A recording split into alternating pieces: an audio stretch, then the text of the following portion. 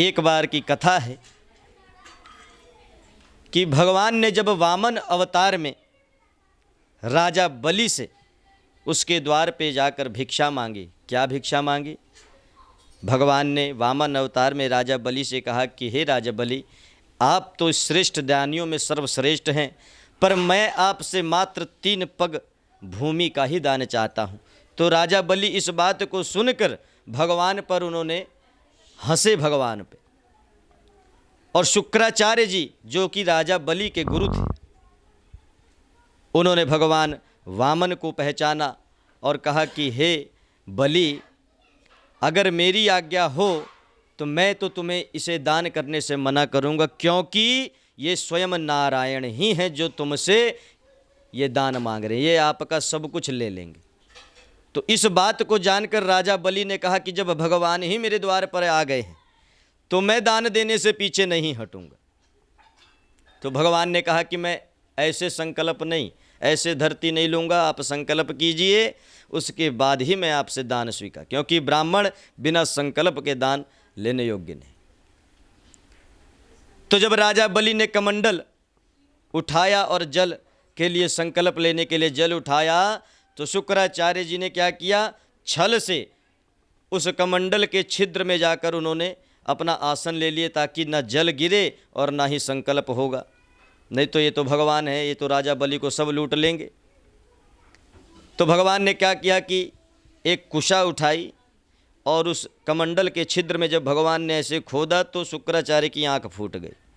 एक आंख शुक्राचार्य की फूट गई तो उसमें से निकल गए और जल गिरा। फिर राजा बलि ने संकल्प किया कि मैं 3 पग धरती का दान इस बटुक ब्राह्मण को करता हूँ।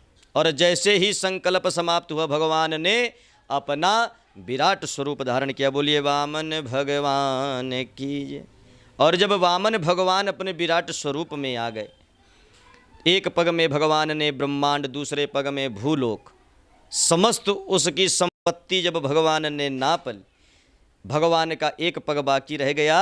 तो राजा बलि से भगवान ने कहा कि हे राजा बलि, अब मैं ये तीसरा पैर कहाँ रखूं, तुम्हारा तो सब कुछ नाप लिए मैं।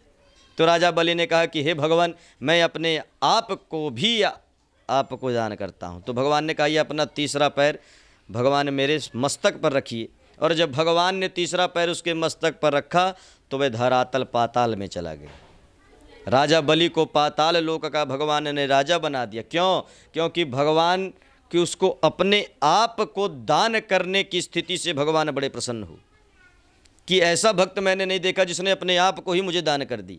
तो भगवान ने उसको पाताल धरातल का राजा बना दिया और भगवान ने उसको वचन दे दिया कि आज से तेरे द्वार की पहरेदारी मैं करूँगा।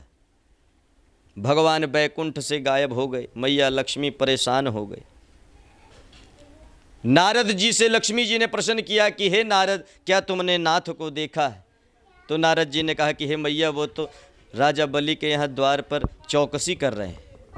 तो यह सुनकर माता लक्ष्मी को बड़ा ही आश्चर्य हुआ। तो यही श्रावण का महीना था, पूर्णिमा का दिन था। श्रावण की ही पूर्णिमा को रक्षाबंधन क्यों होता है, उसका कारण ये। तो मैया लक्ष्मी पाताल लोक में गई और राजा बलि से जाकर उसने कहा कि हे राजा बलि, मेरा आज तक कोई भाई नहीं, तो मैं आपको आज भाई स्वीकार करने, मैं आपको भाई बनाने आई हूँ। तो मैं ये एक रक्षा सूत्र आपको बांधने जा रही। इसी रक्षा सूत्र को रक्षाबंधन का नाम दिया गया। तो जब रक्षा सूत्र मैया लक्ष्मी ने राजा बलि को बांधा और दोनों ने एक दूसरे को भाई बहन स्वीकार किया, तब राजा बलि ने कहा कि जब आपने मुझे रक्षा सूत्र बांध ही दिया तो इसके बदले में मुझे आपको कुछ देना ये मेरा कर्तव्य बनता है। बोलो आज आप क्या मांगती हो? तो मैया लक्ष्मी ने कहा कि ये चौकीदार हमें दे दो, क्योंकि बिना इनके बैकुंठ खाली लगता है। तब राजा बलि ने दोनों से प्रार्थना की कि आप अपने असली स्वरूप में आइए, मैं आपसे आशीर्वाद लेना चाहता हूँ। तो वहाँ लक्ष्मी जी और नारायण जी अपने चतुर्भुज स्वरूप में आए। उन्होंने राजा बलि को पुनः आशीर्वाद दिया और श्रावण की पूर्णिमा को पुनः लक्ष्मी नारायण जी अपने बैकुंठ में आए और उस दिन से यह रक्षाबंधन का त्यौहार मनाने जाने लगा।